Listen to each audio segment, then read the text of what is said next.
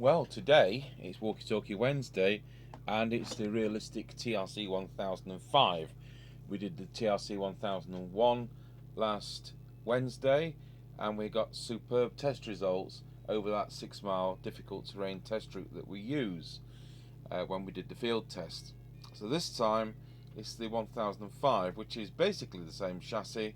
It's the same chassis as the late version of the TRC1001. And it was the late version that we actually did, not the early version. I found the range on the early version slightly disappointing, but the late version not so. But you can't tell which is early and which is late unless you start looking at serial numbers. Right, so this is 1005. It has a liquid crystal display, which is troublesome. It has through board links, which are troublesome, just like the 1001 has. Now these are the age they are.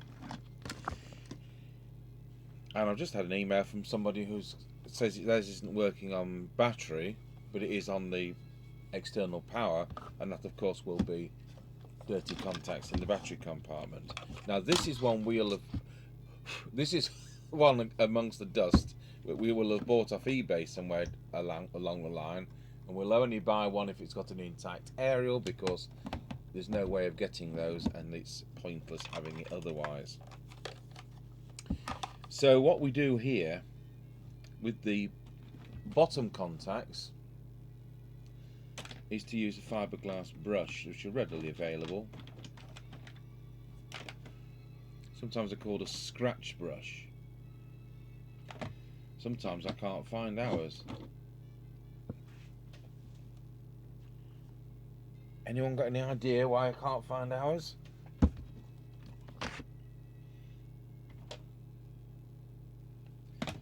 I'm looking for a white one and this one's red. So we've got the contacts at the bottom, and we're going to want to use this on batteries, so we need to make sure this is right. This contact is dirty. Sometimes we have to use isopropyl alcohol if there's residue from battery leakage.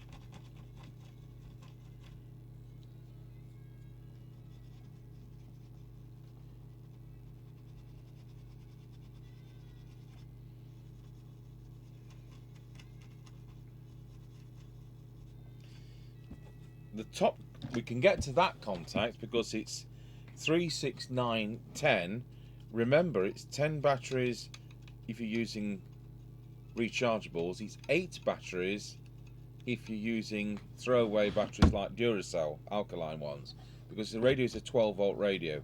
So 1.2 volts, which is the voltage of a rechargeable battery, 1.2 times 10 is 12. That's your 12 volts.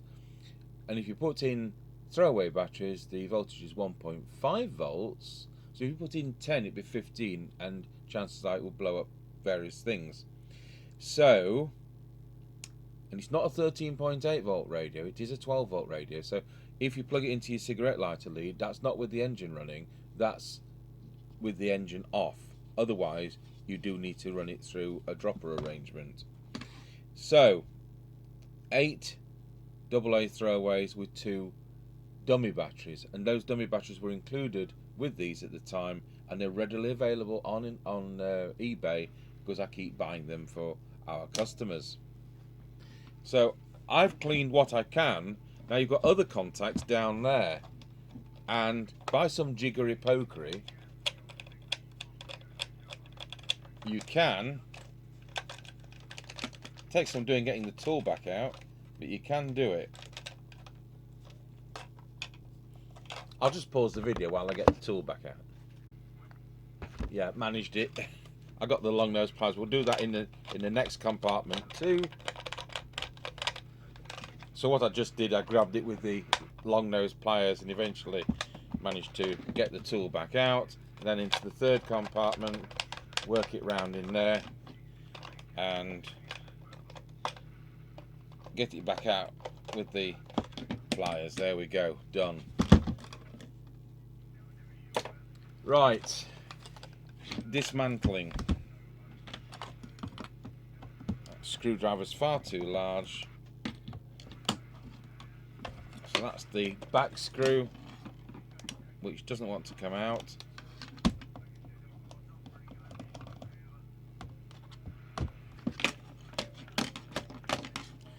Oh, well, I don't know why that is.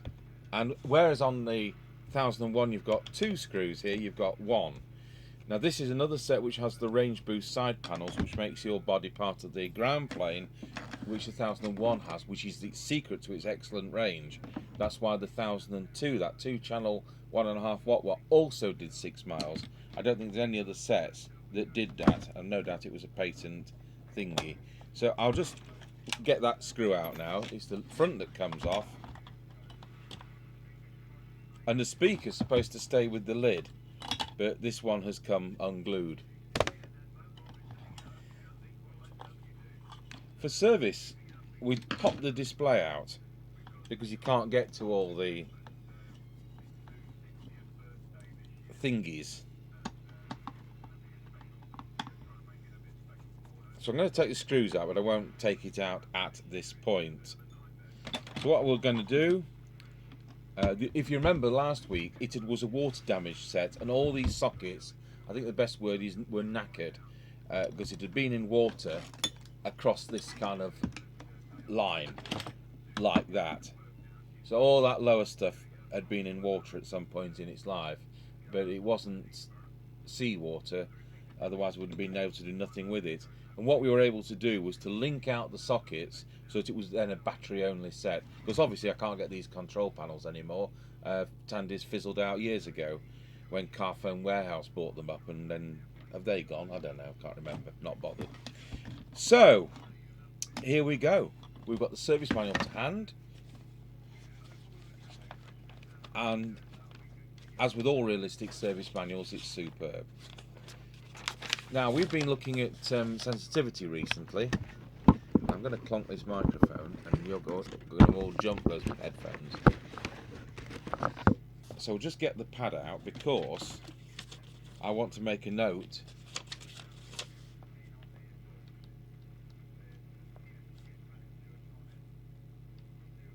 If you can hear a radio in the background, it's the local 77's amateur radio repeater. So, manual, it says the transmit is supposed to be 3.5 watts, and you can allow it to be anything between 3 and 4.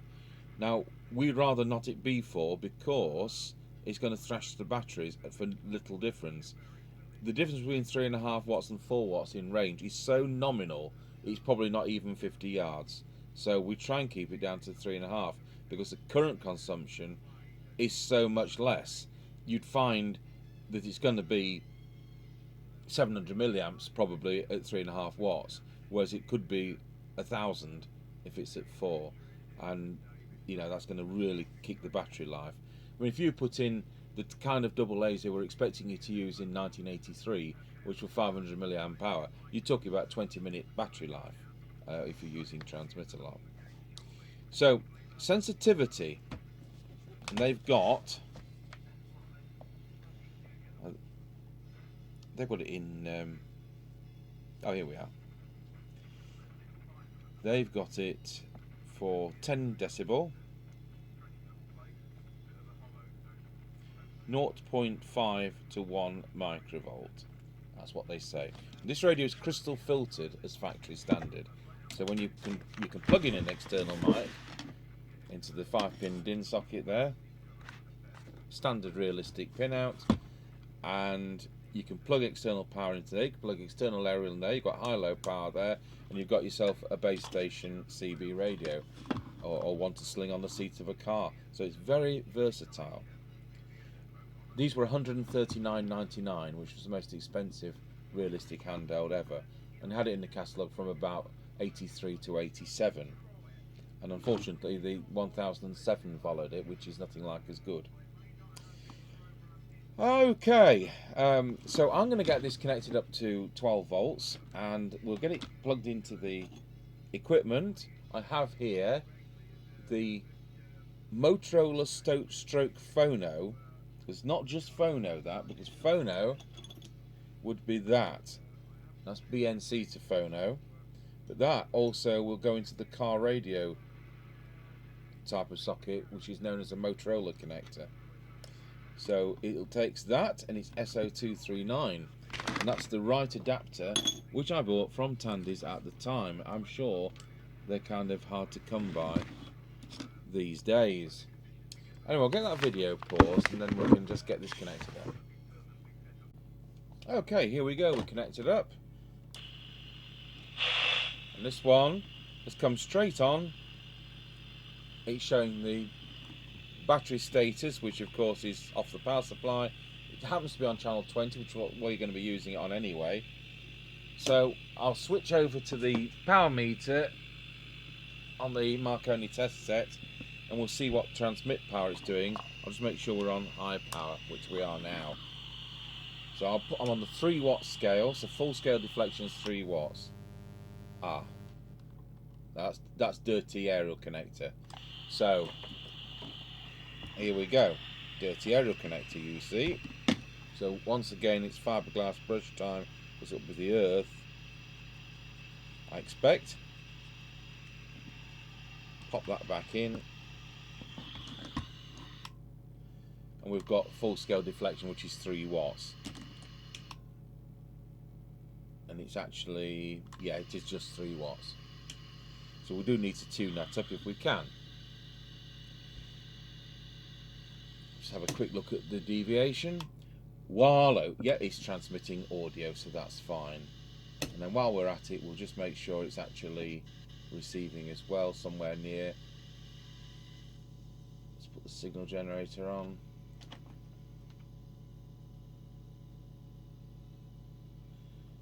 .79125.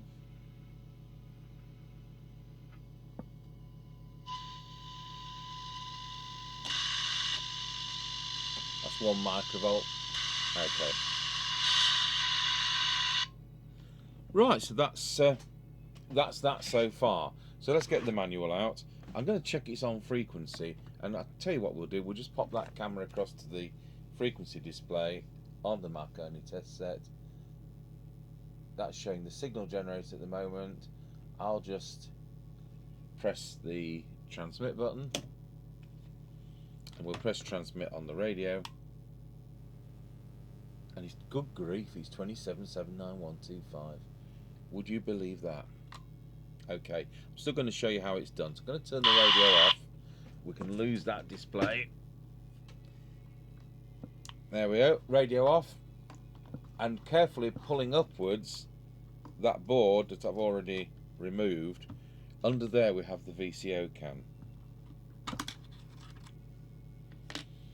I don't need to go through the VCO with you, because the chances of that being out are so minimal. But it is in the service manual, and I've downloaded the service manual to scribe for free use some time ago. So there's the reference crystal, and the trimmer capacitor is the one just there, not that one, this one. So that's all there is to that, and I'm not going to touch it because it's already on frequency. Then all we've got to do is try and put this cover back on.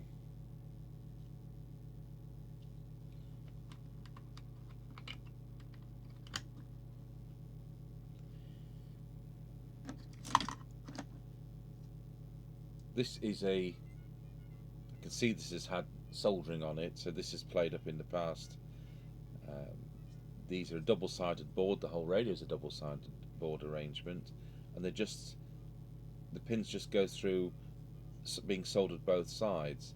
And the trouble is, you can end up with oxidization of the tin-plated pins, and then you end up with no contact. So a lot of sets before fiberglass plated through boards came onto the CB scene can suffer from dry joints with oxidization between the two tracks. And you can see some of the through board links, they're pretty obvious. Let's just zoom in and I'll show you what you're looking for, because more than likely we're on the wrong camera.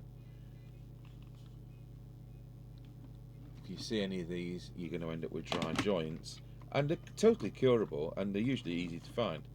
Now there's a link there which goes through the board. You can solder it both sides. You've only got to take the 2 screws there and the 2 screws the other side, and the back battery box will pop off. So you can solder it both sides. I've never changed any capacitors ever on these.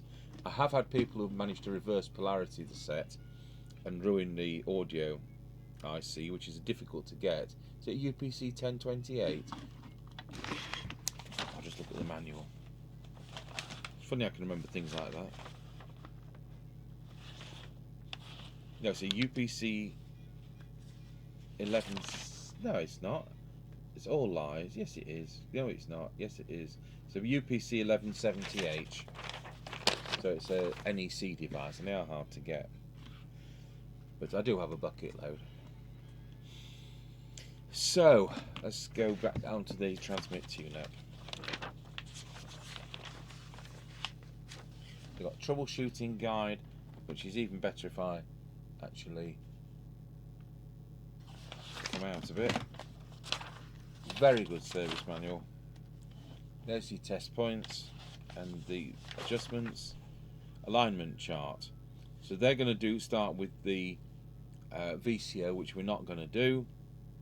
Don't need to do that. And they're going to set the frequency, which we know is done.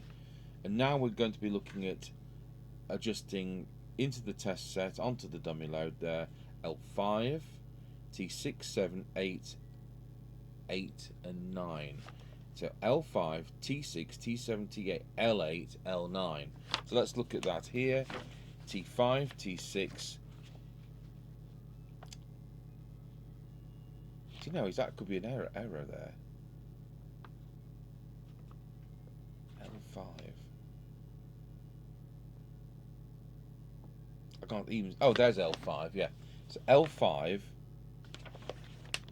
Then T6, T7, T8, and L9. So let's look at that on the radio. So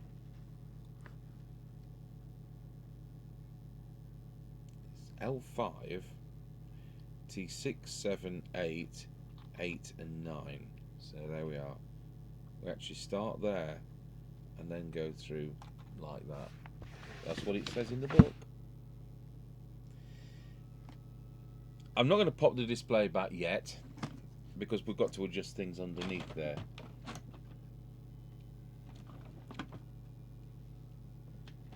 So I need my green trimming tool and I need the small one, which is the ceramic one. So we'll put that camera back onto the power meter. So we've got a good 3 watts there. Do you know what? That isn't the right tool.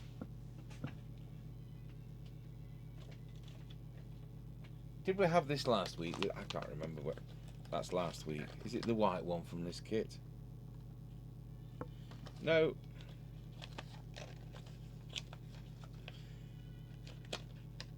Is it the one from RS that I can't find?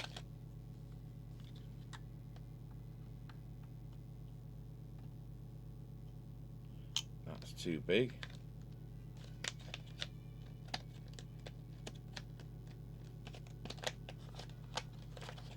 Is it the yellow one?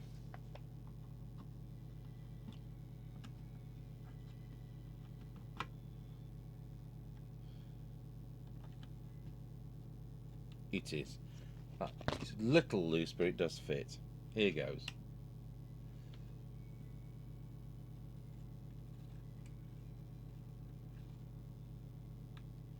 So that's at peak. So over to T6.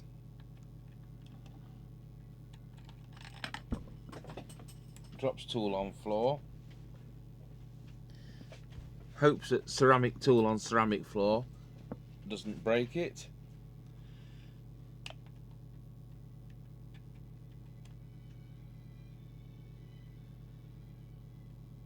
Spot on.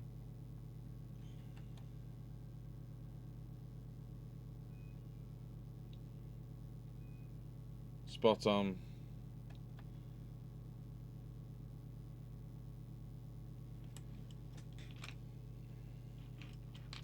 Spot on.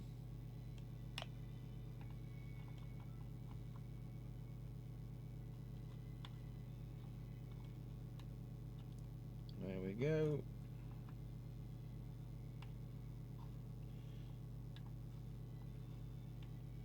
It's 3.1. And then we have a preset here, which isn't shown in the manual.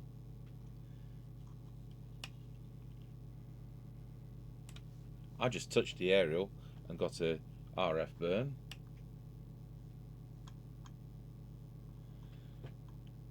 So it's capable of doing 4.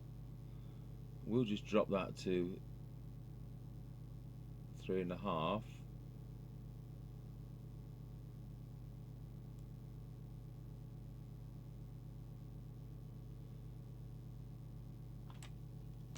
There we go.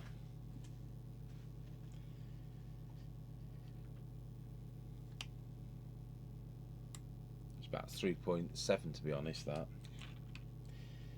Right, we'll move on to the deviation. So with the internal thing, we'll put the oscillator, the internal mic, going to transmit.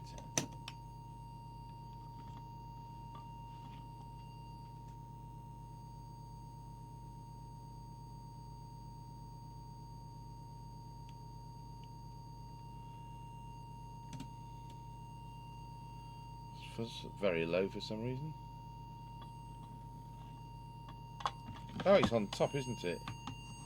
Oh, Wally.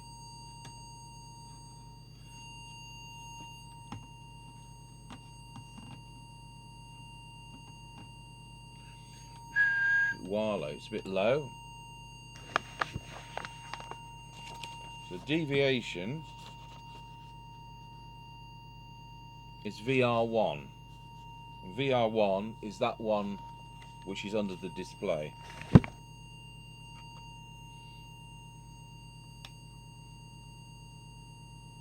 And that's already at full.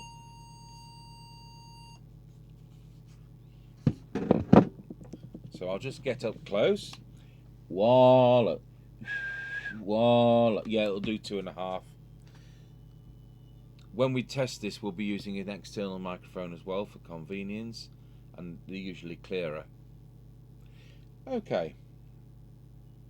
That's transmitted done. Let's look at the receive. The first thing we'll do on receive is we'll put the test equipment onto the oscilloscope.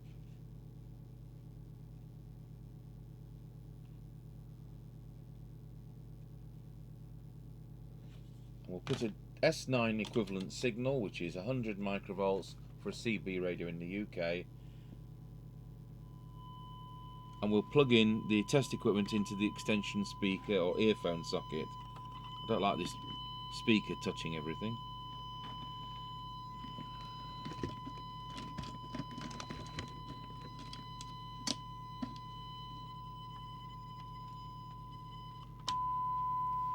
There we go. Just turn that down a bit.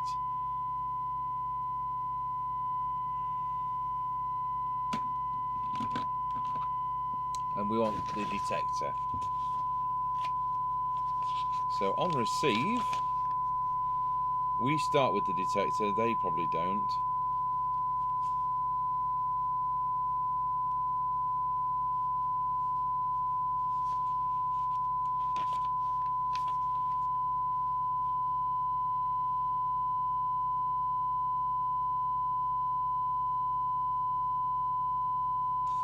They do start with that. That's excellent. Transformer 4. So transformer 4 is there. So that's the one there.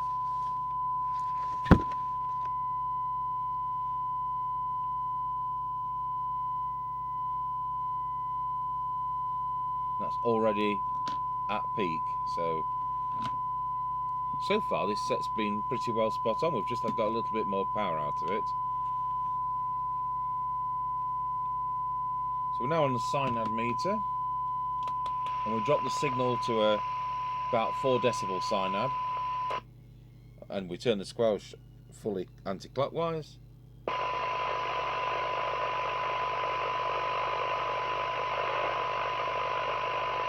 That is on 1 microvolt, and it's only 3 decibel cyanide at the moment.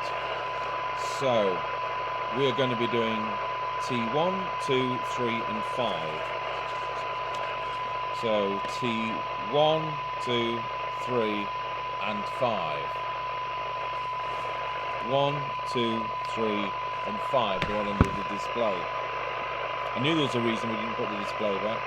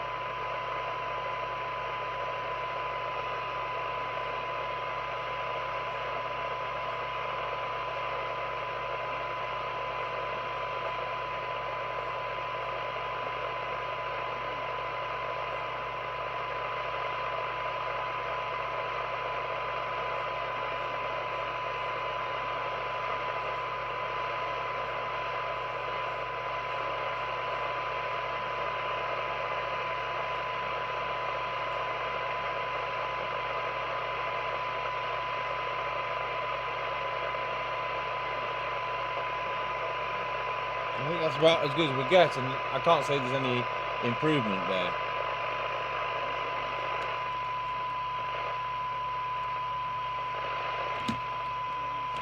Notice as I touch the range boost side panels, it works better. That's cheating. Right, let's look at what we've got.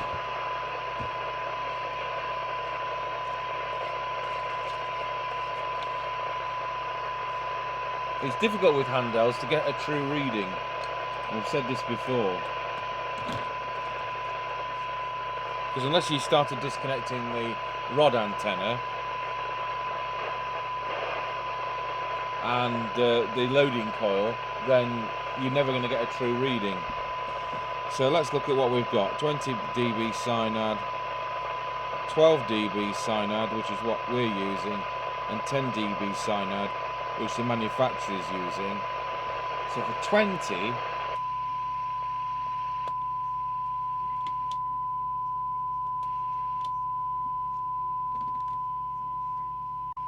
so to actually achieve 20 decibels, it's got to be an incredible 30 microvolts. So let's look at 12.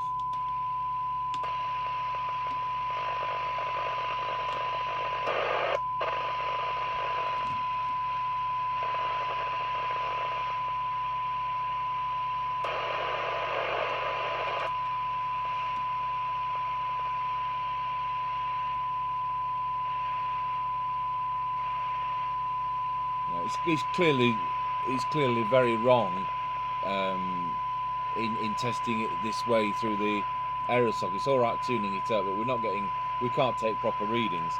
So I'm going to hold on to the range boost side panels, and we'll do that again, because it must be the only way of earthing it.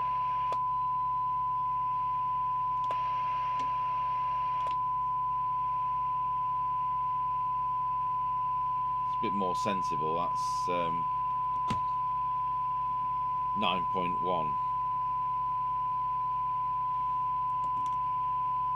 So we'll go for the 12. It's 3, and then 10 decibel.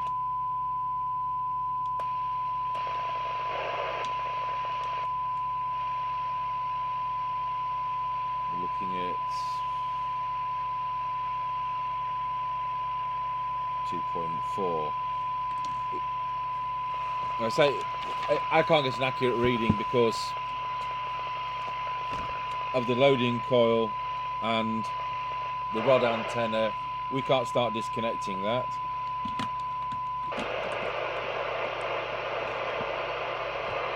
Had they had a switch which was internal stroke external and it actually switched between rod antenna and here, then we would get a true reading, but I'm not getting that in this way.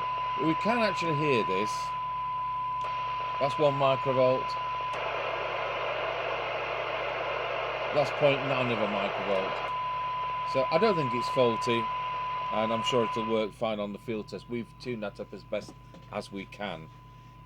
But it's always a problem with handhelds, and even a high quality one like this, it's no exception.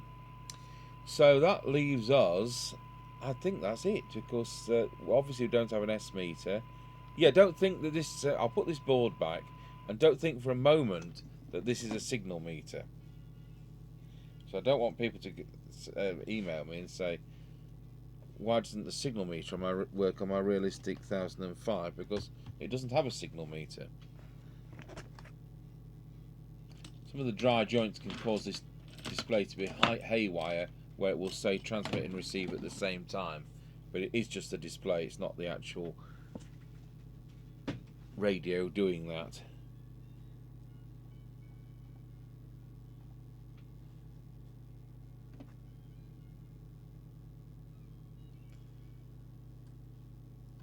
And if you remember on the Realistic 1001, the LED display, on the push to talk bar there's the black button. In this case it's the illumination for the display. So there you go, you've got a backlight on that display. And if we're going to transmit now, it'll say RF out, and we've got the bar graph. If we're on low power, I'll just see what we're doing. It's doing 0.35 watt, and it correspondingly shows less RF output, which is a true relative power meter, unlike a lot of modern sets where it's a glorified TX light. Go back to high power and it shows all the bars. So RF out or BAT, it's never signal. The display has signal within it, but of course it's a built-in display. So there we are. I will now put the lid on it, and we'll put a dab of glue onto this speaker because it's supposed to be glued in.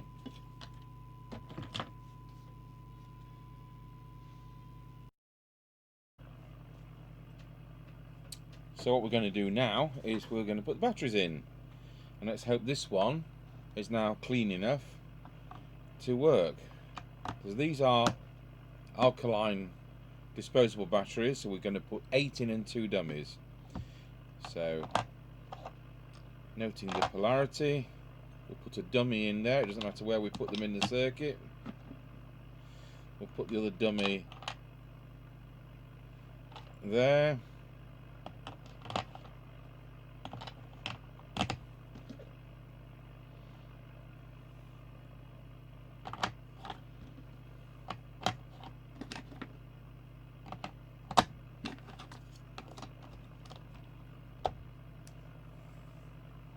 And just before we go and try all that, what we will do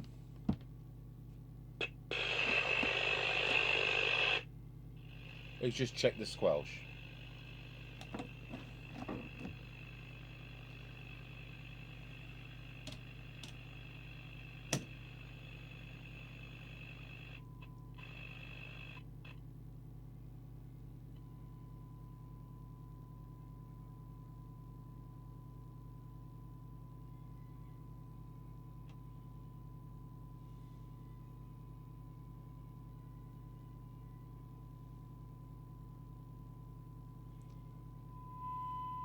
So we're going to turn the signal generator off,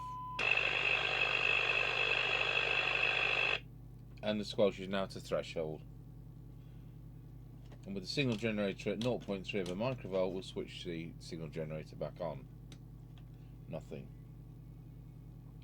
So now I'm going to advance the signal generator until that signal comes in. 1 microvolt, 3 microvolts. So with the fine attenuator, it's disappeared off at 0.6 of a microvolt, and it's actually coming in at 1.4 microvolt. So actually very similar to Uniden 100, the realistic version we did yesterday, TRC1001. So we'll see how that performs. We're going to do an on-the-air test where I have this here with the external mic plugged in. Just make sure it works. Wallow, testing 1 2. Wallow, yeah, that's fine. So with the external mic, and it's the same one we used on the Realistic 1001 last week. It's a standard mic which we've wired for 5-pinned in. So I think that's about covers it. We're just going to check it working on batteries. So I've now disconnected the power. Disconnect the antenna for a moment, and that's now working fine on batteries. So I can't resist our usual silly thing where we go 19 for a Roger, bearing in mind I'm 7 miles from the nearest anything and 35 miles from the nearest city. So we got one the other day. I've had 2 Rogers in 6 years. So here we go. I've plugged it back into the antenna. I've gone and plugged into the signal generator, haven't I? I need to plug it into the roof aerial. So we'll just swap the instruments antenna.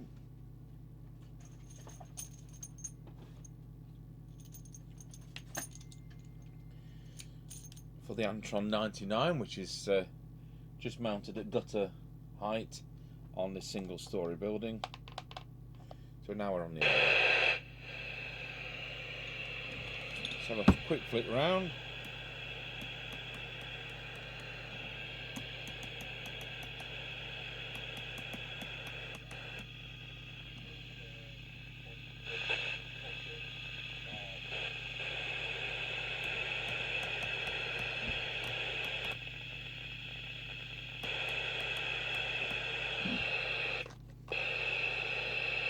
Well, no, Roger. Oh, that's as usual.